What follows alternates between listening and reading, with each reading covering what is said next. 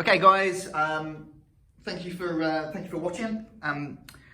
We are going to continue and hopefully finish today your GCSE booklet. We're going to be working on page 64 for today, and the title for today is going to be Ethnicity. Now, this should hopefully, fingers crossed, finish the booklet.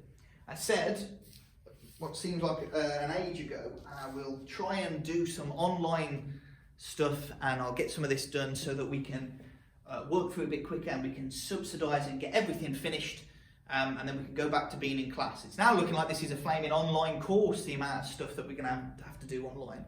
If they don't, let's get back to college. The current situation should be that this is the final topic that you are going to do in this big old stratification booklet. Now, our next lesson, hopefully next week, I will create some revision materials and we will have a big chunk devoted to revising in preparation for your mock exam, and then we can start, maybe if you've got a bit of time, the new topic. But I'm well aware that ethnicity, ageism, poverty, I think there might be another one as well. You know, we've had to do 3 topics completely at home.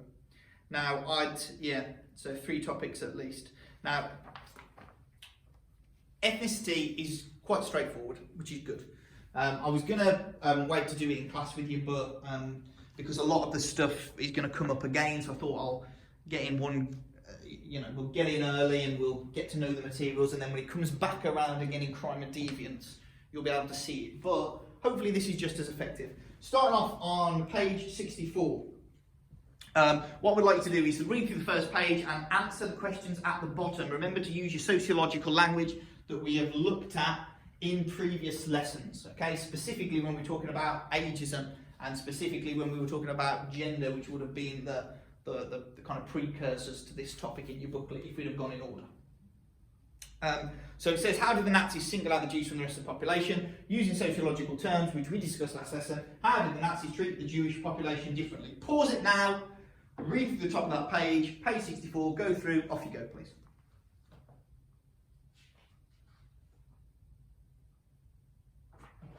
Right, the crux for this and the important stuff to get your head around is the fact that the Nazis are scapegoating the Jews. Now, that could be a term that is used in your exam, scapegoating. Obviously, scapegoating is when, quite literally, you put the blame for all of society's wrongs onto one group in society.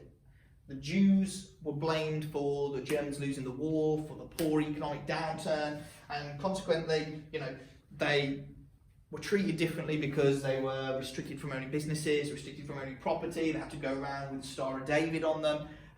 All of that led up, of course, into the movement of the Jews into ghettos, and then finally into concentration camps and Nazi death camps. So,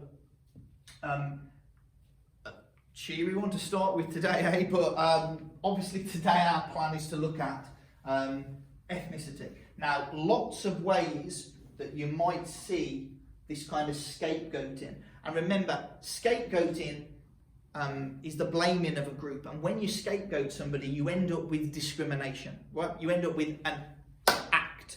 The difference between prejudice and discrimination is an act, it's action, right? Prejudice is a thought that might be based on stereotypes, for example. So they're all kind of interrelated. This idea of scapegoating, discrimination and prejudice and stereotypes are all very similar, but there are slight differences between those words.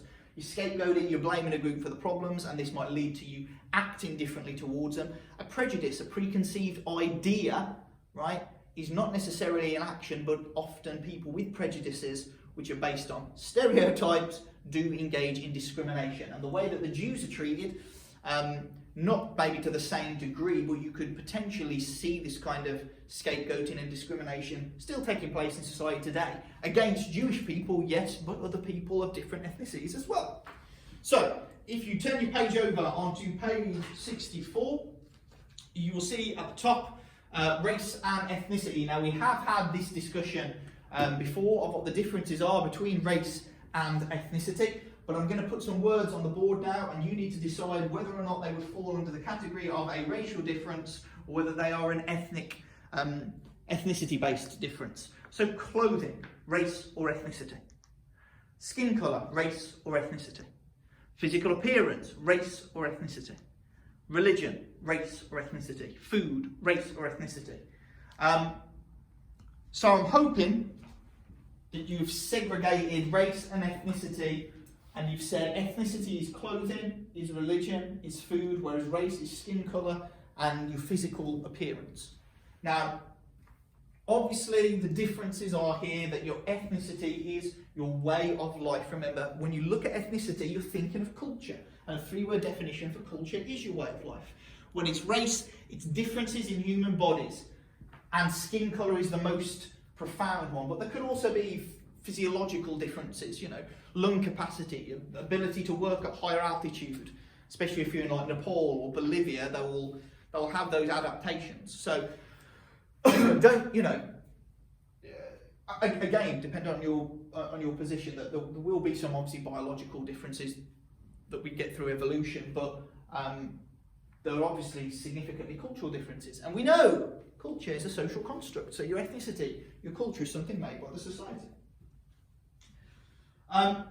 Now, I really like teaching ethnicity and race because I really think, I really like listening to programs and discussions about racism. I think it's not funny, but I think some of the arguments about it are very funny, especially arguments that you get from people like BNP members and things like that, where they say, you know, Britain should be for British people, and exactly what do we mean by a British person?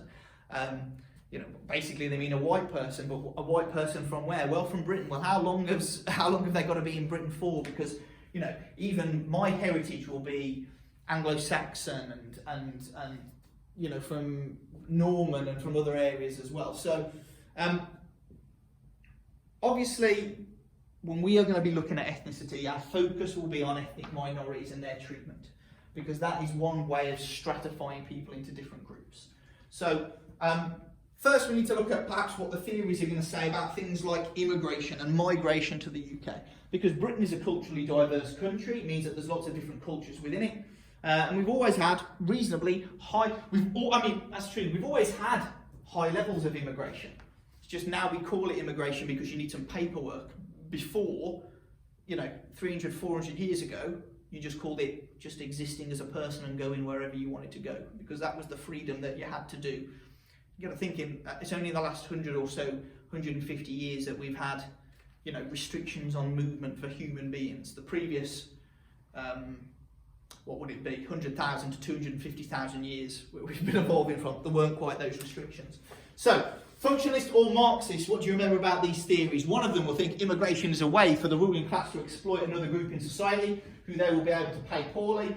And the other one says immigration is good as it impacts society positively, providing new ideas, beliefs and norms and values, a hybrid kind of way of culture. Now, which is functionalist, which is Marxist? Hopefully you know that the red one is Marxist because it's talking about the ruling class and exploitation, and it's seeing the world in quite a negative current way.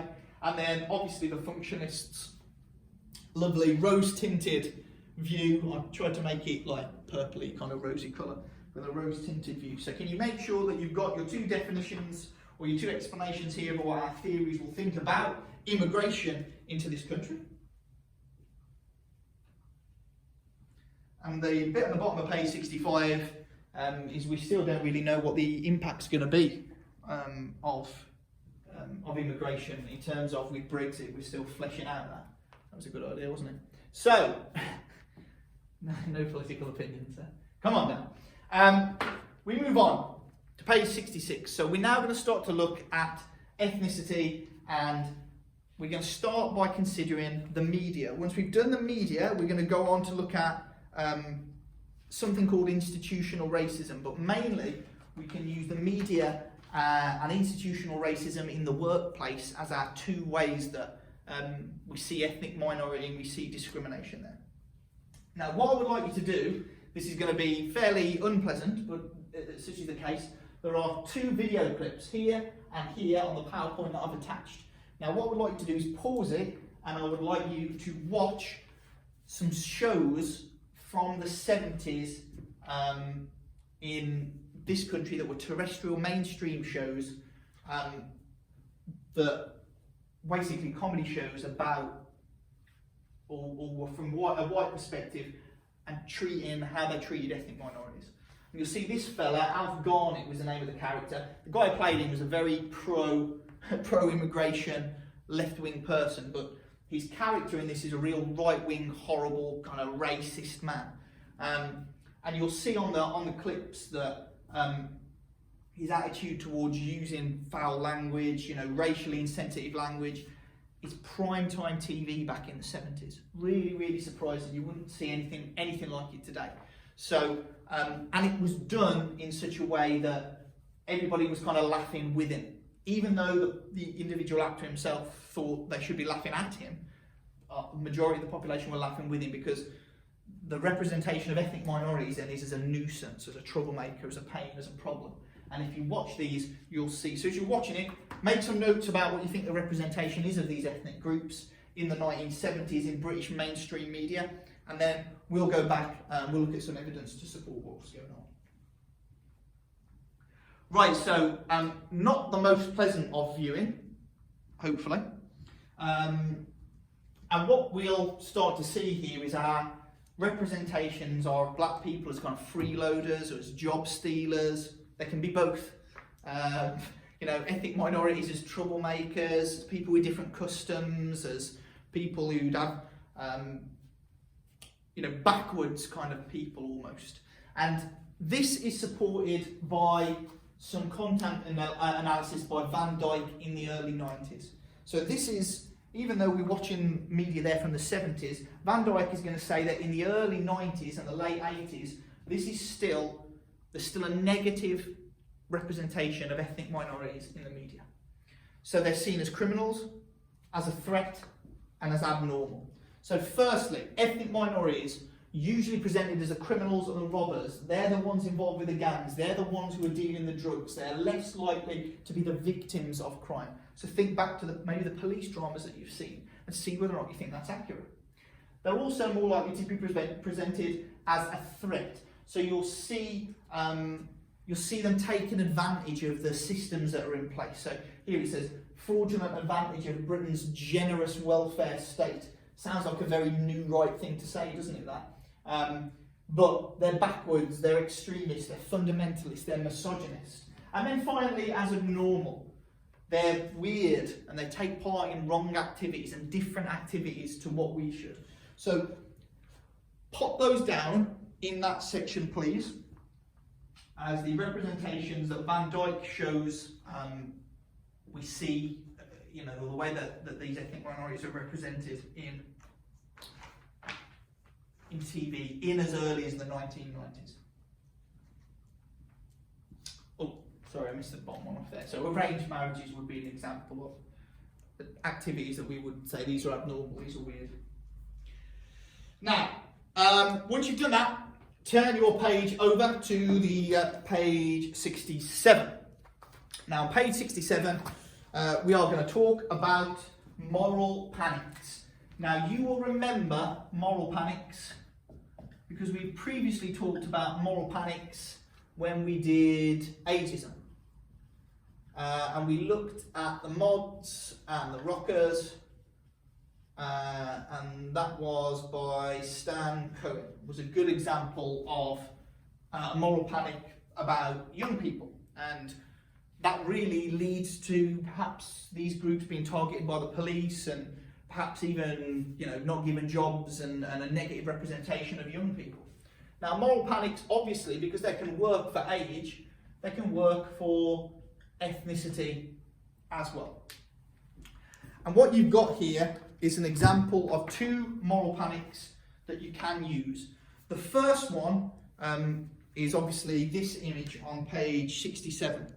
So it's asking you, how do you feel about that image? What is it trying to portray?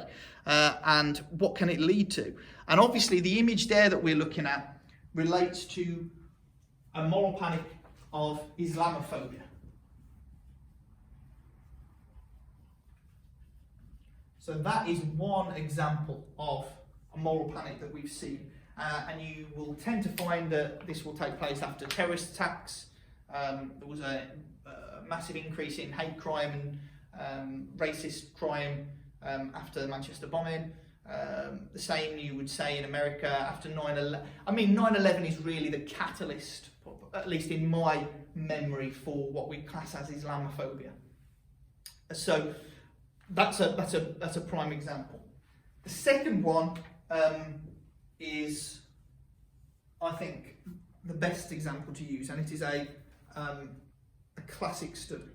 Okay, and this is Stuart Hall, and his study is called Policing the Crisis. Now, what Stuart Hall is looking at, he's looking at a moral panic about black mugging. And when I say black mugging, I mean black perpetrators of mugging. So his study is based in the 1970s. Now, he's going to look at the fact that the media are almost like they've rebranded mugging to be a black crime. They're saying mugging is something that is associated primarily with black people, and they're the ones who you're more likely to be a victim of mugging from. Now remember, this moral panic is all about fear and exaggeration. So we can see this moral panic taking place here against black muggers, or black people. And the black people become the folk devils.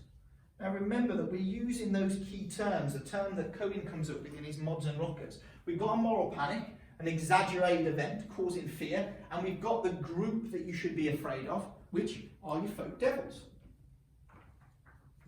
Now, Hall says that the reason that this moral panic is started is to distract people from the problems that are going on in capitalism at the time.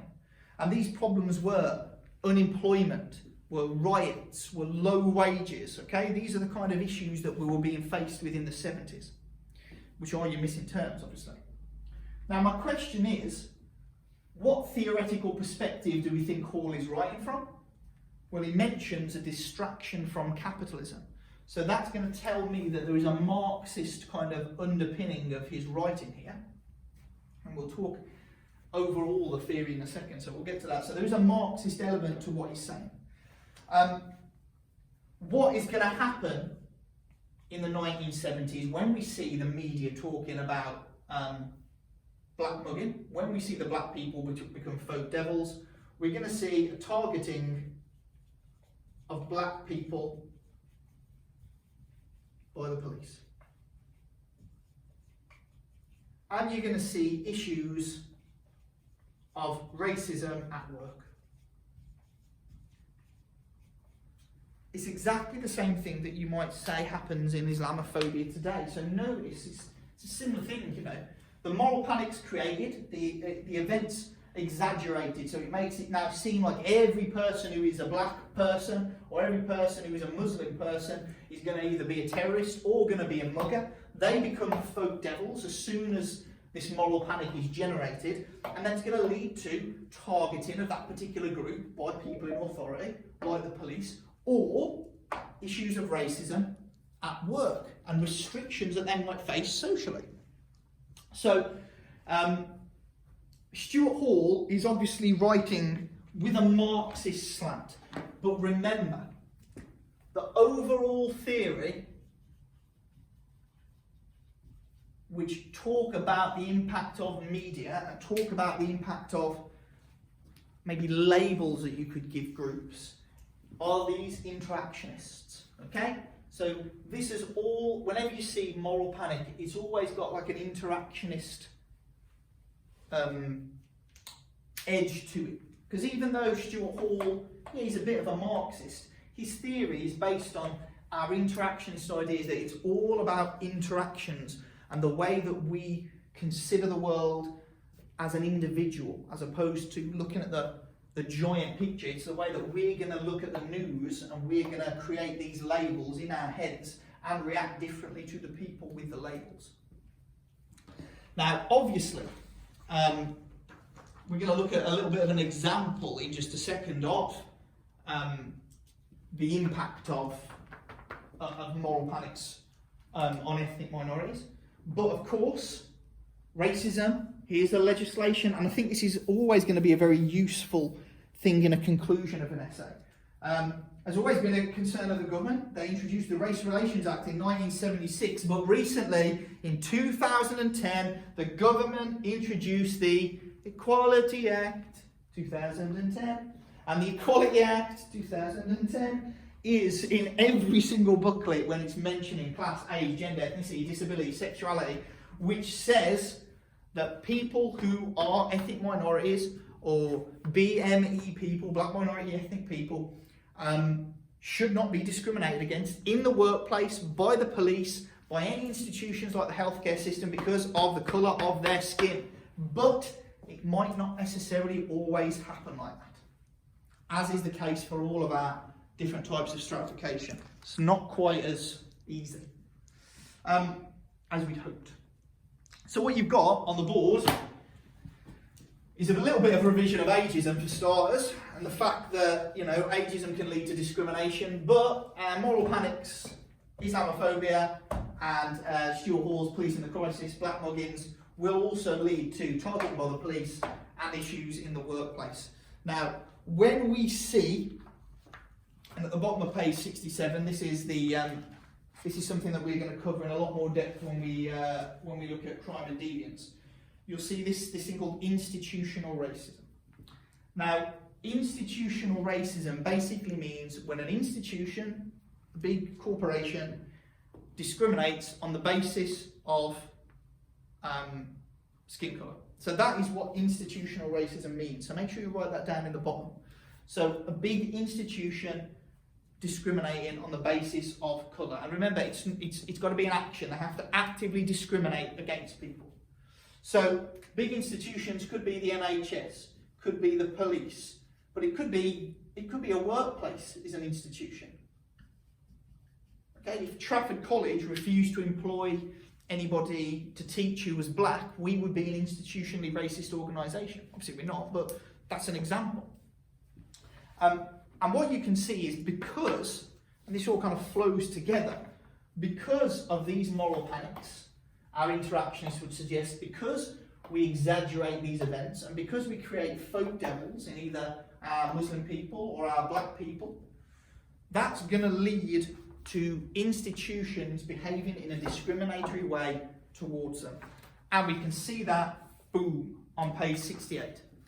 And this is the final thing that I want you to do when we're considering ethnicity. Now, on your slide, there's a couple of videos for institutional racism that relate to the case of Stephen Lawrence. Now, I am going to say, don't look at those yet, because we're going to look at these when we do crime and deviance. If you want to watch these, they're pretty hard hitting, but if you want to watch a couple of the clips, then you can do, because this focuses on the police, right? But we're going to do that when we look at crime and deviance. So save yourself a little bit of extra content, because this is all content heavy, isn't it? And you don't have to take those in if you don't want to. What I would recommend that you do is read page 68. And on page 68, you've got a BBC News article that looks at the difference in getting a job if your name is Adam to if your name is Mohammed. They send out CVs and they find that if your name is Adam, with the same CV to similar companies, you're getting a call back for an interview 3 times more than you would if your name was Mohammed. And that is an example of institutions being racist, okay? There are some other statistics down here that will look at how ethnic minorities are treated poorly and are, you know, facing inequalities in society as well.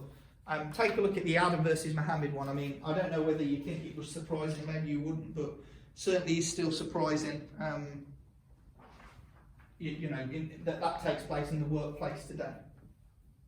That will be it for your ethnicity section, and that should be it for your stratification section. So do remember, because I'm not going to see you this Thursday, am I, that you've got a 15 marker that is due, that we planned. I think it was on ageism. And we planned that out previously. So that is still going to be due next week when we are back. And when we come back, we're going to do a fair amount of revision and hopefully start the new topic. If you've got any problems, as always, get in touch and let me know. If not, I will see you then. Take care. See you in a bit.